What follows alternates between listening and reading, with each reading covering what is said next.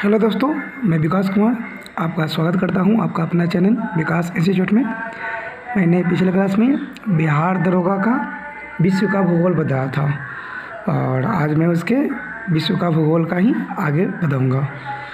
तो अगर मेरी वीडियो आप लोग को अच्छी लगी हो तो लाइक कीजिए और सब्सक्राइब कीजिए, और जो भी स्टूडेंट मेरा पहले वाला वीडियो नहीं देखे हैं तो वो आप प्लेलिस्ट में जाकर देख सकते हैं। तो आज का मेरा क्वेश्चन है, विषुववृत्त ग्लोब को कितने बराबर भागों में बांटता है और कौन कौन? तो 2, उत्तरी और दक्षिणी। अक्षांशों का प्रयोग मुख्यतः किसके लिए किया जाता है? तो जलवायु की पहचान के लिए। ग्लोब के चारों ओर पश्चिम से पूर्व की दिशा में विषुववृत्त से समानांतर खींची गई रेखा को क्या बोलते हैं? तो अक्षांश रेखा बोलते हैं। क्या बोलते हैं? अक्षांश रेखा। ग्लोब पर समान अक्षांश वाले बिंदुओं को मिलाने वाले वृत्त को क्या बोलते हैं? अक्षांश वृत्त। विषुववृत्त की कितनी डिग्री अक्षांश प्रदर्शित करता है? 0 डिग्री। ग्लोब पर खींचा गया हुआ विषुवत वृत्त जो उत्तरी और दक्षिणी ध्रुव को स्पर्श करता हुआ गुजरता है उसको ध्रुव वृत्त बोलते हैं। ग्लोब पर खींचा गया हुआ अर्धवृत्त जो उत्तरी और दक्षिणी ध्रुव को स्पर्श करता हुआ कहलाता है उसको यमोत्तर या मध्याह्न रेखा बोलते हैं। वैसी यमोत्तर तथा मध्याह्न रेखा जो 10 डिग्री अक्षांश से गुजरती हुई ग्लोब को पूर्व एवं पश्चिम गोलार्ध में विभाजित करती है, इसके क्या कहते हैं? तो प्रधान मध्याह्न यमोत्तर या प्रधान मध्याह्न रेखा। ग्लोब पर अक्षांशों रेखाओं में कितनी डिग्री के अंतराल खींचा जाता है? 1 डिग्री का। 0 डिग्री अक्षांश रेखा को किस अन्य नाम से जानते हैं? विषुववृत्त। 27 डिग्री दक्षिणी अक्षांश रेखा को किस नाम से जानते हैं? तो मकर रेखा या वृत्त।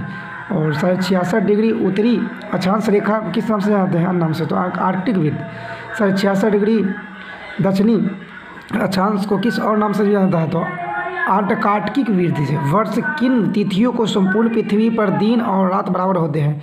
तो 22 या 23 सितंबर और 21 मार्च को। 22 या 23 सितंबर में भौगोलिक घटना जिसमें संपूर्ण पृथ्वी पर दिन एवं रात बराबर होती है उसको शरद विषुवत बोलते हैं। शरद विषुव। 20 या 21 मार्च के भौगोलिक घटना जिसमें संपूर्ण पृथ्वी का दिन रात बराबर होते हैं उसको बोलते हैं वसंत विषुव। सूर्य के उत्तरायण और दक्षिणायनी सीमा को बोलते हैं संक्रांति। विषुवत रेखा से 30 डिग्री उत्तरी अक्षांश एवं 30 डिग्री दक्षिणी अक्षांश के बीच जहाँ सालों भर मौसम गर्म रहता है उसको उष्ण कटिबंध बोलते हैं। 30 डिग्री उत्तरी और 30 डिग्री दक्षिणी। 30 डिग्री उत्तरी अक्षांश और 45 डिग्री दक्षिणी अक्षांश के बीच की क्षेत्र में 30 डिग्री दक्षिणी अक्षांश और 45 डिग्री दक्षिणी अक्षांश के बीच का कौन उपोष्ण कटिबंध कहलाते हैं। 45 डिग्री एवं अक्षांश एवं 66 डिग्री उत्तरी अक्षांश के बीच का क्षेत्र जहाँ तथा 45 डिग्री के दक्षिण व 66 डिग्री अक्षांश के बीच क्षेत्र कहलाता है शीतोष्ण वृत्त। 66 डिग्री के अक्षांश व 90 डिग्री के उत्तरी अक्षांश के बीच के क्षेत्र कहाँ? 66 डिग्री दक्षिणी अक्षांश तथा 90 डिग्री दक्षिणी अक्षांश के बीच का क्षेत्र क्या कहलाता है? ध्रुवीय कटिबंध। पृथ्वी पर 2 अक्षांशों के मध्य कोणीय दूरी को क्या बोलते हैं? देशांतर बोलते हैं। देशांतर रेखाओं का प्रयोग मुख्यतः किस लिए किया जाता है? तो समय की गणना के लिए किया जाता है। ग्लोब पर देशांतर रेखाओं को कितनी डिग्री के अंतराल में खींचा जाता है? तो 1 डिग्री। प्रत्येक देशांतर रेखा होती है एक अर्धवृत्त होता है। 1 डिग्री अंतराल पर खींची गई 2 देशांतर रेखाओं के बीच की अवधि अधिकतम दूरी क्या कहलाती है? तो विषुवत रेखा। दुनिया का मानक समय किस रेखा को निर्देशित करता है? 0 डिग्री देशांतर रेखा। कितनी डिग्री देशांतर से गुजरने वाली रेखा को अंतर्राष्ट्रीय तिथि रेखा बोलते हैं? तो 180 डिग्री। अंतर्राष्ट्रीय तिथि रेखा मुख्यतः किस महासागर के बीचों बीच 180 डिग्री देशांतर पर उत्तर से दक्षिण की ओर खींची गई काल्पनिक रेखा है? तो प्रशांत महासागर। अंतर्राष्ट्रीय तिथि रेखा का निर्धारण कब और कहाँ संपन्न एक सम्मेलन में किया गया था? 1884 में वाशिंगटन डीसी में। प्रत्येक देश का मानक समय कहाँ के माध्याह्न के समय से आधार पर निर्धारित होता है? ग्रीनविच से। और भारत का मानक समय ग्रीनविच मध्याह्न से कितने घंटे आगे हैं? तो 5.5 घंटे। जो किस अक्षांशीय वृत्त या रेखा का सालों भर दिन और रात बराबर होते? विषुवत पर। भारत के लगभग मध्य से गुजरने वाला तथा यहाँ की जलवायु को बहुत सीमा तक प्रभावित करने वाला अक्षांश कौन है? कर्क वृत्त। विश्व के अधिकतर मरुस्थल व गर्म क्षेत्र किस कटिबंध में पड़ते हैं? तो उष्ण कटिबंध में। 0 डिग्री अक्षांश और 0 डिग्री देशांतर कहाँ अवस्थित माना जाता है? अंटार्कटिक महासागर में। अंतर्राष्ट्रीय तिथि रेखा समानांतर स्थित जल संधि है बेरिंग जल संधि। ग्रीनविच रेखा किन सागर महासागरों से गुजरती है? तो नॉर्वेनियन एवं दक्षिण अटलांटिक। ग्रीनविच रेखा यूरोप महाद्वीप के किन देशों से होकर गुजरती है? तो ब्रिटेन, स्पेन, फ्रांस। ग्रीनविच रेखा किस द्वीप से होकर गुजरती है? ग्रीनलैंड से। ग्रीनविच रेखा अफ्रीका महादेश के किन किन राज्यों से गुजरती है? अल्जीरिया, माली, घाना, बुर्किना फासो। पृथ्वी के किस भाग का घनत्व सर्वाधिकतम होता है? करोड़ का सबसे अधिकतम घनत्व होता है। पृथ्वी की भूपट्टी पर किससे बनी होती है? तो विशाल चट्टानों की। पृथ्वी के भूपट्टी को कितने उपभागों में बांटा गया? 2, सियाल और सीमा। पृथ्वी के भूपट्टी के उपभाग सियाल में मुख्यतः सिलिकॉन और एल्युमिनियम होता है, और उप सीमा में क्या होता है? सिलिकॉन और मैग्नीशियम। पृथ्वी के भूपट्टी पे कुल कितनी आयतन कितने प्रतिशत भाग में घेरे हुए हैं? यानी कि देखिए 2.7 ग्राम प्रति सेमी क्यूब। किस पृथ्वी का आवरण मंडल मुख्यतः किसके बना होता है? विशाल चट्टान का। पृथ्वी के आवरण में किन तत्वों का प्रधानता होती है? सिलिका और मैग्नीशियम का। पृथ्वी के आंतरिक भाग के किस मंडल में मैग्मा चैम्बर होता है? आवरण में होता है, आवरण में। पृथ्वी का केंद्रीय भाग संभवतः किस अवस्था में होता है? द्रव प्लास्टिक में। सर्वप्रथम किसने बताया था कि पृथ्वी गोल है और यह आकाश में स्वतंत्र रूप से लटकी हुई? तो पाइथागोरस ने बताया था। किस विद्वान ने बोला था पृथ्वी नारंगी की समान है? तो सर आइजैक न्यूटन ने। किस विद्वान ने पृथ्वी को नाशपाती की तरह बनाया था? जेम्स जीन ने, है ना। गोल बताया था पाइथागोरस, नारंगी की तरह सर आइजैक न्यूटन, और नाशपाती की तरह जेम्स जीन ने। पृथ्वी के केंद्र में पाया जाना चुंबकीय क्षेत्र निकेल है। पृथ्वी की बाह्य सतह को मुख्यतः कितने मंडलों में बांटा गया? 4, स्थलमंडल, जलमंडल, वायुमंडल, जयमंडल। पृथ्वी के चारों ओर घेरे हुए वायुमंडल आवरण को वायुमंडल कहते हैं। वायुमंडल पृथ्वी के धरातल से कितने किलोमीटर की ऊंचाई है? तो 1600 किलोमीटर की। पृथ्वी की बाह्य सतह का वह भाग जहाँ जल से घिरा हुआ था उसको जलमंडल कहते हैं। पृथ्वी की बाह्य सतह का वह सीमित क्षेत्र जहाँ जीवन पाया जाता है जयमंडल कहते हैं। पृथ्वी की अधिकतम ऊंचाई माउंट एवरेस्ट पर है।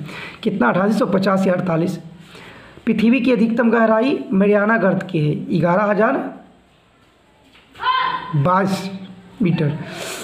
पृथ्वी की सबसे कठोर भाग को चट्टान बोलते हैं। चट्टान का निर्माण करने वाले पदार्थ को खनिज बोलते हैं। अग्नेय चट्टान का निर्माण मैग्मा के लावा के रूप में होता है।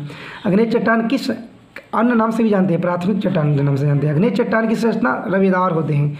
धरातल के नीचे बनने वाले अंतर्वेदी अग्नेय चट्टान के उदाहरण ग्रेनाइट और ग्रेवो है। धरातल के ऊपर बनने वाले बहुअवधि अग्नेय चट्टान के उदाहरण बेसाल्ट और रायोलाइट है।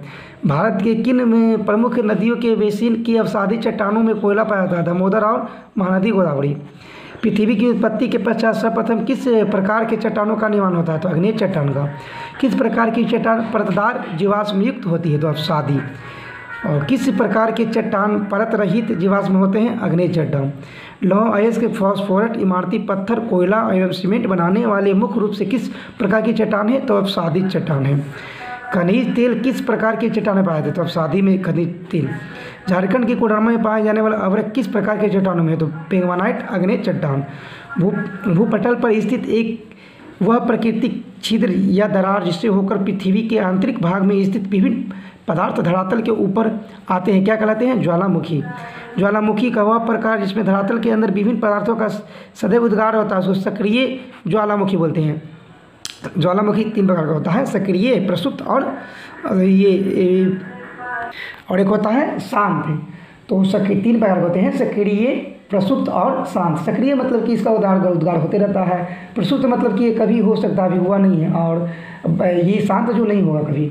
और चट्टान होते हैं कितने प्रकार के? 4 प्रकार के होते हैं, ठीक है। 3 प्रकार के होते हैं, अग्नेय चट्टान, अवसादी चट्टान और कायांतरी चट्टान। ज्वालामुखी का वह प्रकार जिसमें ज्वालामुखी लंबे समय तक शांत तथा जिसमें भविष्य में उद्गार नहीं है तो ये मृत या शांत बोलते हैं। ये देखिए भी बताएं। हवाई द्वीप किस देश में स्थित है? यूएस में है। सर्वाधिक सक्रिय ज्वालामुखी किन महादेश में? तो अमेरिका एवं एशिया में है। किस महाद्वीप में एक भी सक्रिय ज्वालामुखी नहीं है?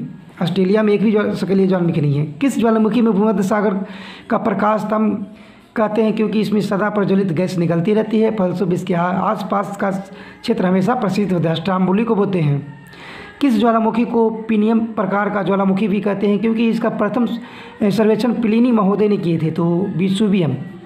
ज्वालामुखी उद्गार के समय निकलने वाली गैस या में सर्वाधिक प्रतिशत क्या होता है? तो जलवाष्प होता है। संसार का सबसे विशाल ज्वालामुखी तो मोना लोआ है। पृथ्वी के गर्भ में होने वाली किसी हलचल के कारण जब धरातल का कोई भाग अचानक से कंपन करने लगते हैं उसको बोलते हैं भूकंप। भूगर्भशास्त्र की वह विशेष शाखा जिसमें भूकंपों का अध्ययन करते हैं इसको सिस्मोलॉजी बोला जाता है। भूकंपों की तीव्रता रिएक्टर स्केल से मापते हैं या पैमाना से। धरातल के नीचे स्थान पर भूकंप की घटना का प्रारंभ होता है उसे क्या कहते हैं? भूकंप की उत्पत्ति केंद्र या भूकंप मूल। भूकंप के उत्पत्ति केंद्र के ठीक ऊपर पृथ्वी की सतह का वह स्थान जहाँ सबसे पहले भूकंप तरंगों की अनुभव किया जाता है उसको भूकंप अधिकेंद्र बोला जाता है। जिस यंत्र के द्वारा भूकंप तरंगों का अंकन किया जाता है उसको बोलते हैं भूकंप लिपि या सिस्मोग्राफ। भूकंप के दौरान विमुक्त होने वाली ऊर्जा का मापन किस पर होता है? रिएक्टर स्केल से। धरती तरंगों की खोज किसने किया था? H.D. लव। और अंतरसागरीय भूकंप में उत्पन्न समुद्री लहरों को बोलते हैं सुनामी। किस प्रकार की भूकंप का वेग सर्वाधिक होता है? तो P। 3 प्रकार का भूकंप होता है PSL। किस प्रकार की भूकंपीय तरंगों की कंपन सर्वाधिक होती है? कंपन होती है एल का। किस प्रकार की भूकंपीय तरंगों की प्रकृति ध्वनि की तरंगों के समान होता है? P। किस प्रकार की भूकंपीय तरंगों की प्रकृति प्रकाश तरंगों में मिलती है? P। गति के अनुसार अधिक से अधिक तरंग के क्रम PSL होता है। पृथ्वी के आंतरिक हलचल के फलस्वरूप धरातीय चट्टानों या शैलों या मोड़ या बलय पर जाने से बनने वाले पर्वत को बोलते हैं मोड़दार पर्वत। मोड़दार पर्वत के निर्माण का आधुनिक सिद्धांत किसकी संकल्पना का आधारित है? तो प्लेट टेक्टोनिक। पृथ्वी के आंतरिक शक्तियों के फलस्वरूप धरातल के किस भाग में भ्रंश या दरार पड़ जाने से बनने वाले पर्वत को बोलते हैं ब्लॉक पर्वत।